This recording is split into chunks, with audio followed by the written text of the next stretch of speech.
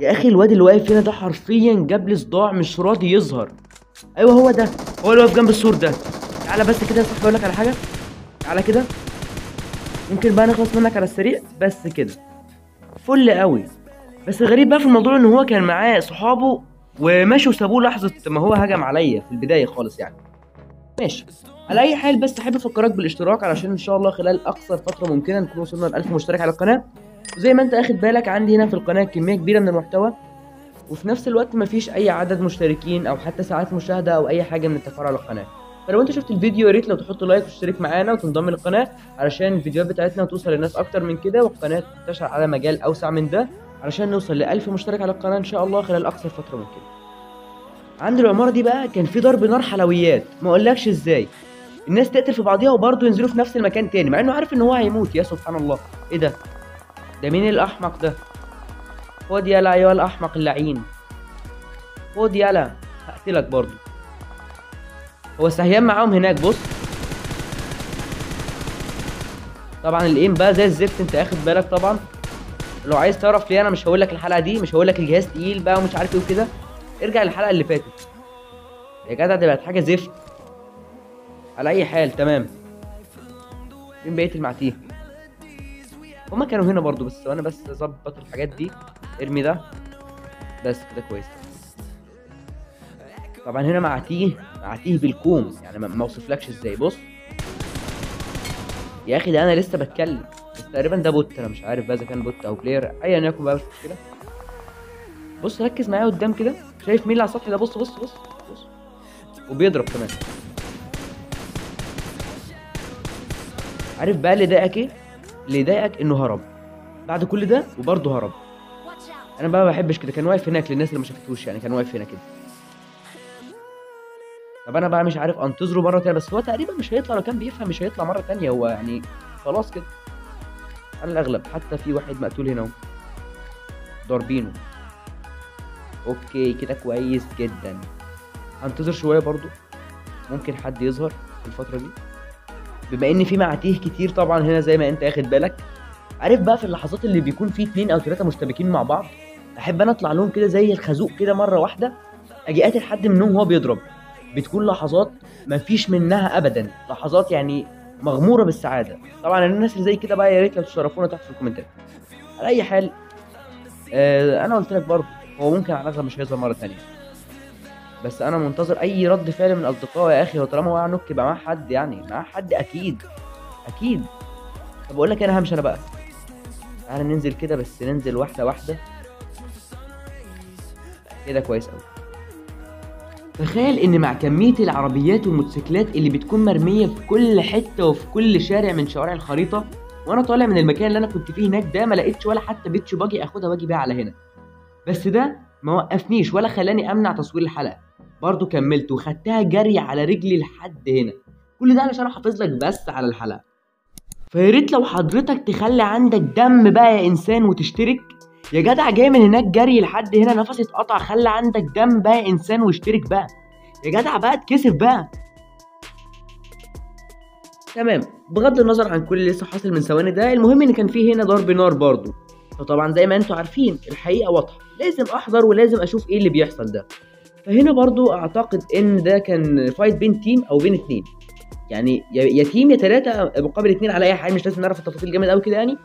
بس ثواني كده علشان شكله هو في البيت ده. هنا كده. هو هنا اصلا كده كده مفيش مكان تاني، لان هنا اخر منطقه قصاد الزون. والظاهر ان فعلا هنا اهو. بس انا ما ينفعش اضرب عليه كده، لازم اصطاده بالطريقه المناسبه والا انا اللي هتقتل. ولو معاه قناص او حاجه زي كده وانا ضربت غلط هتقتل. لحظه بس، ايه ده؟ زميله اهو. خد يالا، انت تايه ليه كده؟ يالا خد بس اقول لك على حاجه. نوك فينش على طول، ما يلحقش يفهم حاجه، هو ده الصح. ارجع بقى لورا زي كده عشان بس اعرف اسيطر على الوضع، يكون في كفر بسيط بس كده كويس. من هنا تقدر تعمل. هو طبعا لا، لان هو الكفر اللي معاه يكون اقوى، بس انا بحاول على اي حال يعني. اخد دامج برضه.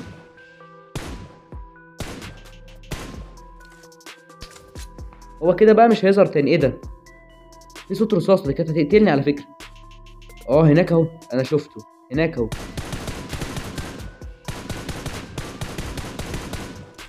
برضه اخد طلقتين دمج. بس انا لازم اخد كفر بقى، بما ان هو مشغول بانه بيجري حاليا، لازم انا اخد كفر عليه، وده علشان اعرف اتعامل معاه كويس. طبعا بقى بص هنا كده، انا سامع صوت خطوات رجل، بس مش عارف اروح فين ولا اجي منين. تخيل نفسك لو في الموقف ده هتعمل ايه يا جدع؟ كانها كانت ناقصه. دلوقتي كده انا عندي شك ان في واحد قريب مني، فلو انا كده عايز اطلع لقدام برضه هتقتل، لو انا برضه عايز ارجع لورا هتقتل. طب انا اروح فين؟ اتحرك على فين؟ كده كده مفيش كفر اصلا، والفايت من المسافه القريبه دي على الاغلب خطر. اهو اهو انا شفته بيتحرك، شفته بيتحرك. اروح وراه ولا اعمل ايه؟ بس انا يعني انا خايف اروح وراه اصلا. انا ممكن اثبت هنا كده، ممكن اخد المكان ده، لان قدام جامد ممكن يكون في مشكله لو كان في حد تاني. انا شفت برضو واحد هنا كده، ثواني. ولا اقول لك بلاش، مش لازم اشتبك معاه دلوقتي، علشان بس ايه، ممكن حد يغدر بيا من ظهري. زمن اخر الجيم ده وفايتاته اصلا بتكون صعبه، عايزه تركيز. بس فين الواد اللي كان هناك ده؟ اهو. يخرب بيتك يا عم، انت بتيجي على الريحه. الواد ده شكله بيجي على الكلام، بيجي على السيره. بس صراحه انا استغربت برضو ان هو طول جامد هناك كده. انا كنت عامل حسابي ان هو هيجي بدري، لان هو عند منطقه نهايه الزون. شكله بوت على اي حال. بس انا عايز اروح الوته اصلا، كده كده محتاج رصاص ومحتاج حاجات تانية كتير. بس خايف كده كده اطلع من مكاني، قصادي ناس هنا وناس هنا، اتصرف ازاي مش عارف. عارفين اكيد الواد اللي كان فوق ده راح بعيد واخد كفر علشان محدش يضرب عليه في الاوبن. فانا بقول اروح الوت بس بسرعه وارجع تاني. يعني بص زي كده، هطلع بسرعه وحاجه خفيفه زي كده مثلا، بالراحه، ونجري بسرعه زي كده. خلاص وصلنا، بس كده. فين الصندوق؟ ايوه هو ده. تمام. مين ده؟ هو دي. تعال. ده كان هو اللي كان معاه القناص. كده ارتحت ان القناص اللي كان فوق ده. ننوت براحتنا ونتحرك تاني. الرصاص قدام، ما بقاش حد غير اتنين. حلو، معاه القناص ده اقوى قناص في اللعبه اصلا. كويس جدا. كده بقى انا اكيد هعرف اتعامل مع الاتنين اللي قدام دول. انا كده كده بعرف استخدم القناص كويس. ارجع على المكان اللي كنت فيه تاني بقى عشان اكون في الكفر. الضرب كان هنا وهم اكيد لسه هناك. بص دماغه، بص بص، دماغه باينه والله. يخرب بيت دماغك دي يا عم. خد. التاني فاتح نيد، نفسي افهم ليه. خد انت كمان، تعال. بس كده. صراحة من بداية الجيم وانا كنت عامل حساب شوية للاعبين اللي كانوا معايا، ما كنتش اعرف ان هم مستواهم ضعيف شويتين زي كده. ويعني كالمعتاد برضه، لو كان في حاجة افكرك بيها طبعا هي الاشتراك، علشان زي ما قلنا لك عايزين نوصل 1000 مشترك ان شاء الله قريب جدا جدا، نكون حققنا الهدف ده. وبس كده، هو ده كان كل حاجة في حلقة النهاردة. طبعا ما فكركش بالكومنت الحلو. ولحد هنا كده سلام، واشوفك بقى ان شاء الله في الحلقة الجاية.